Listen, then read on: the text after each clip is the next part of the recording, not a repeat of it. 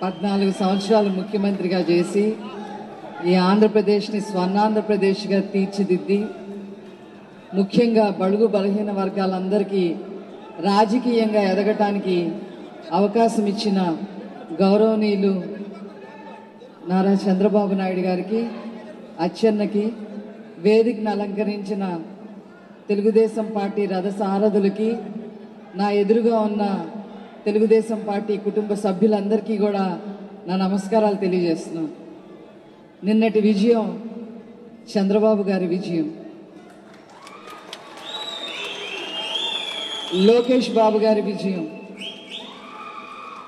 Telugu Desam party కుటుంబం యొక్క విజయం అని చెప్పి ఈ సందర్భంగా నేను తెలియజేస్తున్నాను.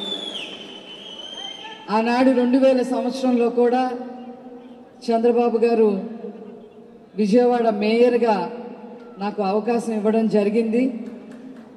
అదేవిధంగా ఒక బడుగు బలహీన వర్గాలకు సంబంధించిన మహిళగా నాకు పార్టీలో కూడా అత్యంతమైన కీలక పోస్టులు, అధికార ప్రతినిధి, స్టేట్ జనరల్ సెక్రటరీ 2 సార్లు, అలాగే కార్పొరేషన్ చైర్మన్గా కూడా నన్ను ఆశీర్వదించడం జరిగింది.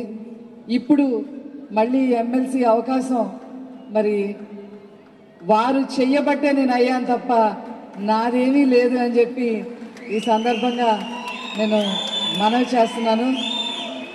చంద్రబాబు గారు నా మీద పెట్టిన నమ్మకాన్ని వమ్ము చేయకుండా ఇంకా ఇంకా కష్టపడి మీ దగ్గర మార్కులు సంపాదించుకుంటానని ఈ సందర్భంగా తెలియజేస్తూ నాకు ఈ అవకాశం ఇచ్చినందుకు ధన్యవాదాలు సార్.